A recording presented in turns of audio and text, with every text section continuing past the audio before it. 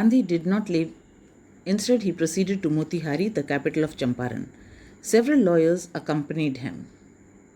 He was accompanied by several lawyers and he did not leave as the commissioner had tried to frighten him into leaving Tirhat. He proceeded to Motihari, the capital of Champaran. At the railway station, a vast multitude greeted Gandhi. At the railway station, he was greeted by a large number of people, a big gathering. He went to a house and, using it as headquarters, continued his investigations.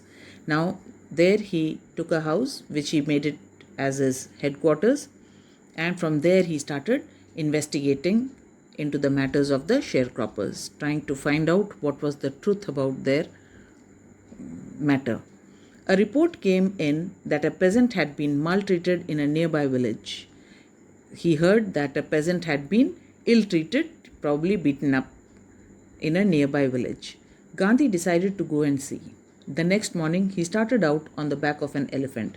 Probably there was no other means of conveyance to that village, so he went on the back of an elephant.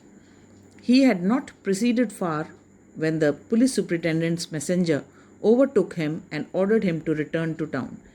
So he had not gone very far when a messenger of the police superintendent overtook him, stopped him there, and ordered him to return to town. In his carriage, Gandhi complied. So the messenger of the police superintendent told him to sit in his carriage and he brought him back to the town. And Gandhi obeyed. He did not resist. The messenger drove Gandhi home, where he served him with an official notice to quit Champaran immediately. And there, when he reached home, the messenger gave him a notice, served him a notice, gave him a notice in which he was instructed to leave Champaran immediately. That was an order, official order. Gandhi signed a receipt for the notice and wrote on it that he would disobey the order. Gandhi accepted the notice and he signed a receipt that he had received the notice, but at the same time he wrote that he was going to disobey the order. He was not going to leave Champaran. In consequence, Gandhi received a summons to appear in court the next day. Now, because he had written that he was going to disobey the order, he was summoned to the court. He was officially called to the court to be present in the court.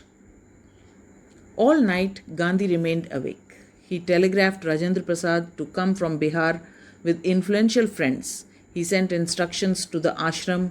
He wired a full report to the viceroy. Now, Gandhi himself was a lawyer. He had studied law. So, he did everything that he had to do.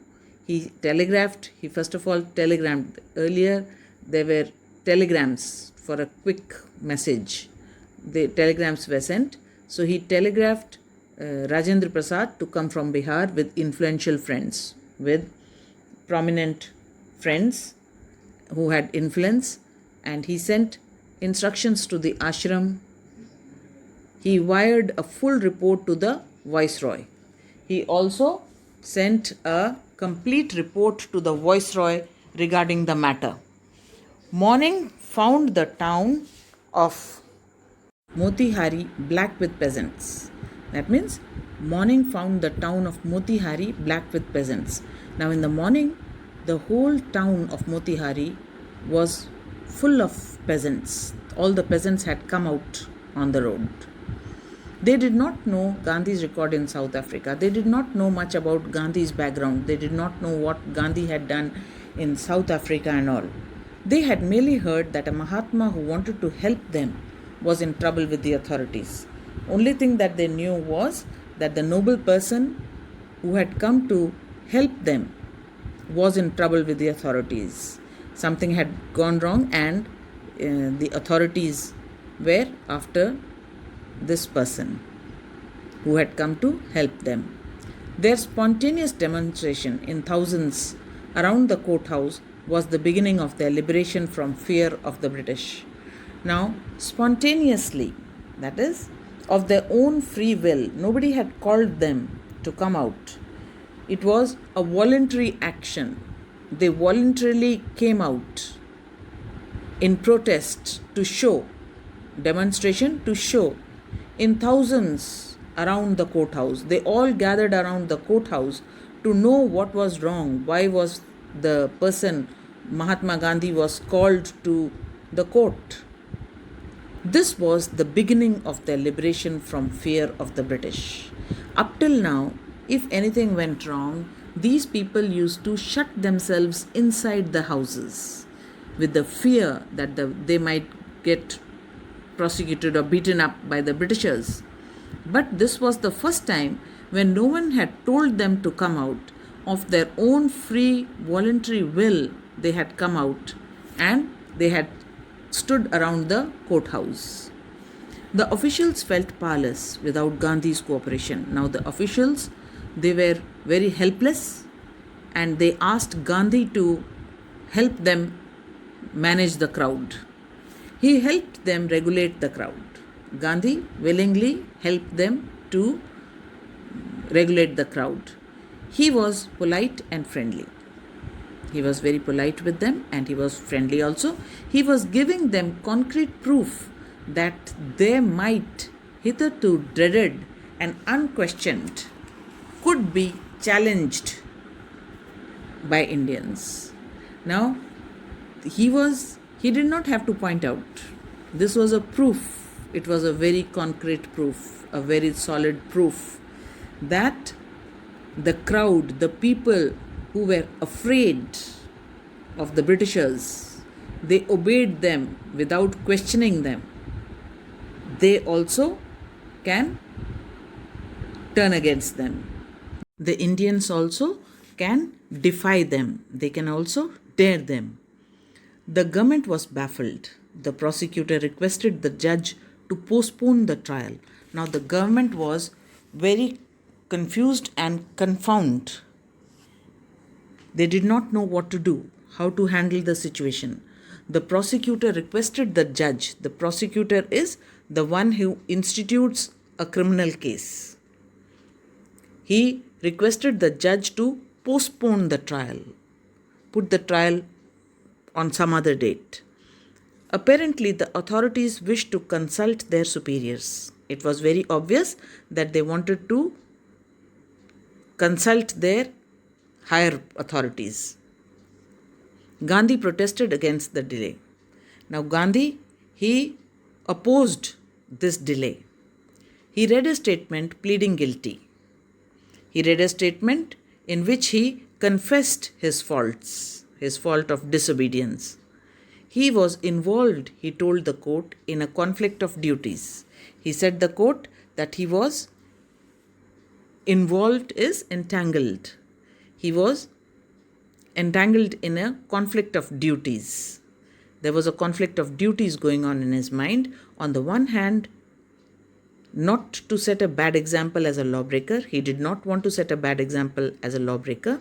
On the other hand, to render the humanitarian and national service. And on the other hand, he wanted to be kind and merciful with the people who had asked for his help, for which he had come. He disregarded the order to leave. That is why he disrespected the order to leave. Not for want of respect for lawful authority, but in obedience to the higher law of our being the voice of conscience. He said that he did not want to disobey the court, the authorities, lawful authorities, but he only was following his duty, his voice of conscience. He asked the penalty due, and so he was ready to take the punishment which was due. The magistrate announced that he would pronounce sentence after a 2-hour recess. Now the magistrate, he said that he will declare the punishment, declare the judgment after 2 hours. And for that, he asked Gandhi to furnish bail for those 120 minutes. And for that, he told Gandhi to provide a bail, a security, for 120 minutes. Gandhi refused. He refused. He said, no, I'm not going to furnish any bail. I'm not going to give any security. The judge released him without bail. The judge, he let him free without any bail. When the court reconvened, the judge said he would not deliver the judgment for several days. Now, when the court reassembled, the judge said that he was not going to give his judgment, he was not going to give any sentence for a few days. Meanwhile, he allowed Gandhi to remain at liberty. Meanwhile, he set Gandhi free. Rajendra Prasad, Brij Kishore Babu, Maulana Mazharul Haq, and several other prominent lawyers had arrived from Bihar. They conferred with Gandhi. So now many prominent persons, Gandhi had sent telegram to